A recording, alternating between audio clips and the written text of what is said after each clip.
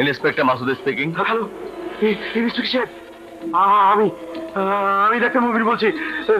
সম্রাট সম্রাট আমাকে গুরুতর হুমকি দিয়েছে।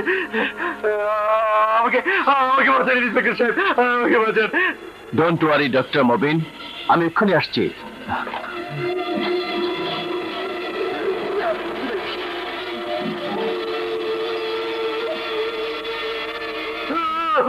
Relax doctor Mobin, relax. Inspector সাহেব, আপনি এসেছেন? আমরা এসে পড়েছি, আপনার কোনো ভয় নেই। 1 2 3 4 5, মাত্র 5 জন পুলিশ আমাকে সম্রাটের হাত থেকে রক্ষা করতে পারবে? আর পুলিশ নিয়ে এলে না কেন? না, হবে না, হবে না। থানায় ফোন করুন, আরো পুলিশ নিয়ে আসুন। 5 গাড়ি 10 গাড়ি। ডক্টর মবিন, আপনি উত্তেজিত হবেন না। সম্রাট আপনার কোনো ক্ষতি করতে পারবে না। আপনি জানেন না, আপনি জানেন না 5 জন পুলিশকে সম্রাট চিবিয়ে খাবে। বুঝছি, বুঝেছি। আমার ব্যবস্থা আমাকে করতে হবে। লিয়াকত সাহেব, ক্লিনিকের চারিদিক ঘিরে ফেলুন।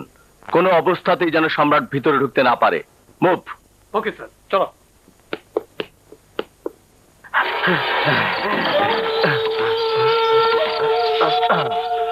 হ্যালো আঙ্কেল ভাই, আমাকে বাঁচান। তোমার আবার কি হলো? গুন্ডা সম্রাট আমাকে হুমকি দিয়েছে 2 ঘন্টা, না না, আর মাত্র 1 ঘন্টার মধ্যে আমাকে খুন করবে। ডাক্তার, খবরদার সম্রাটকে বলবে না আমি কোথায় আছি।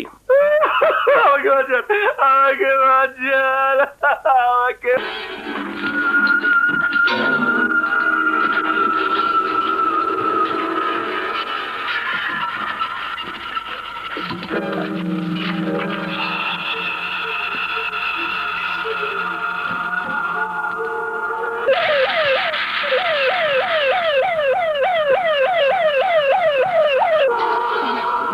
Stop. What happened? স্যার, অ্যাক্সিডেন্টের রুগী, ইমার্জেন্সি কেস। যাইছে স্যার। তাড়াতাড়ি নিয়ে যান। Thank you sir, thank you sir.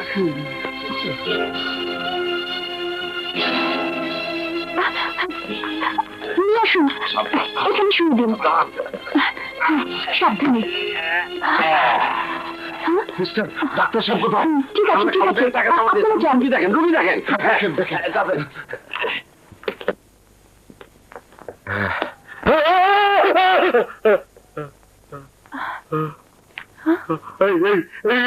Sir, অ্যাক্সিডেন্টের রুগী, এখনই চিকিৎসা না করলে মারা যাবে। ঠিক আছে, যাও যাও।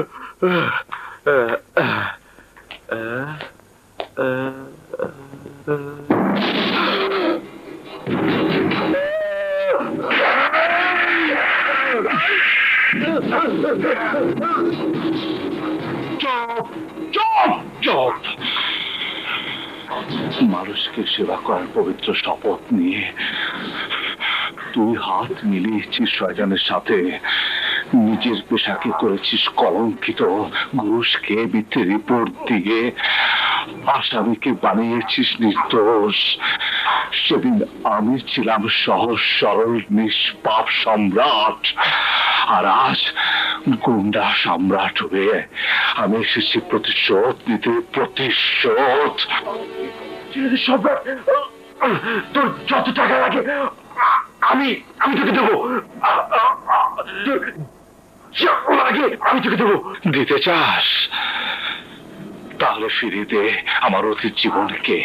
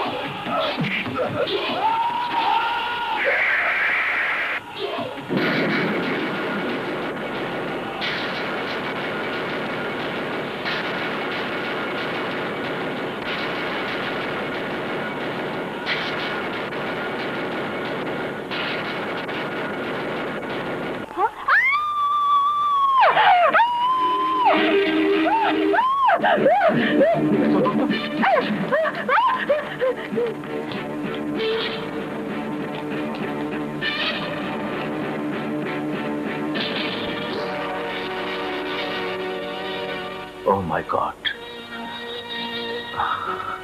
এবার ওকে ধরতে পারলাম না।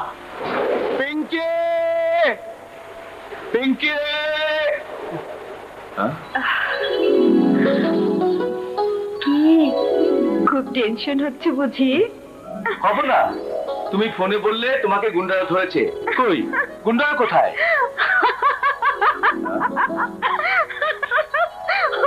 কি ব্যাপার, হাসছো কেন? কিছুই না, এমনি। এমনি এমনি এভাবে কেউ ডাকে নাকি? জানো কত জরুরি কাজ ফেলে আমি এসেছি, তুমি কাজটা ঠিক করনি। ঠিক ঠিক বুঝি না, কাজ করতে করতে তুমি তো ভুলিয়ে যাও আমি তোমার ঘরের বউ।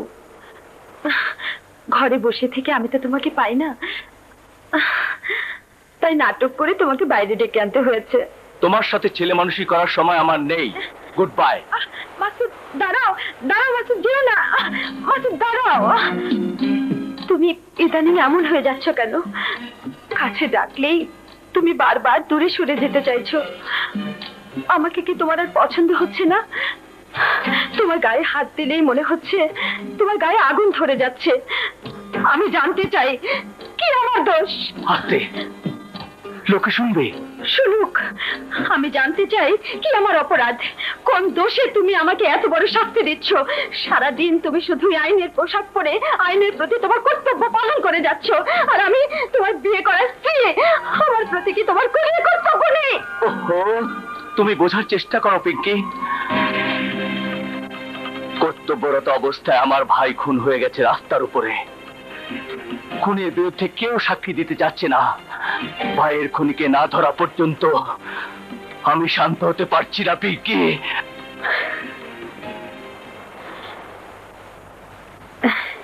তাই বলে নিজের স্ত্রীকে তুমি ভুলে যাবে? আমি ভুলিনি, কিন্তু ঘরে ঢুকলেই যখন দেখি ভাইয়ার ছবিটা আমার দিকে তাকিয়ে আছে, আমার কাছে তার খুনের বিচার চাইছে, আর নিজেকে আমি সামলাতে পারি না। তখন প্রেম, ভালোবাসা, সংসার, স্ত্রী সব আমার কাছে অর্থহীন হয়ে যায়। I am sorry Pinky, I am sorry. যাই, তুমি বাসায় যাও।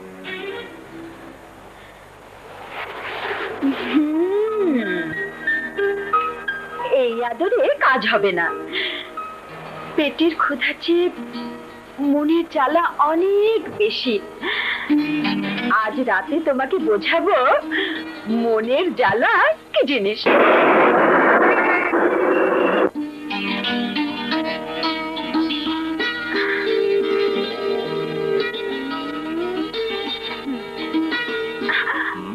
কি ব্যাপার, রাত আটকালে কেন? এমনি। এমনি মানে? জানো কদিন ধরে হ্যাভি ডিউটি যাচ্ছে? সেজন্যই তো তোমার রাস্তা আটকালাম। কেন, তোমার আবার কি হলো? কিছুই হয়নি, শুধু জ্বলছে। জ্বলছে? কোথায়? সারা গা। তুমি কি বলছো? আমি কিছুই বুঝতে পারছি না।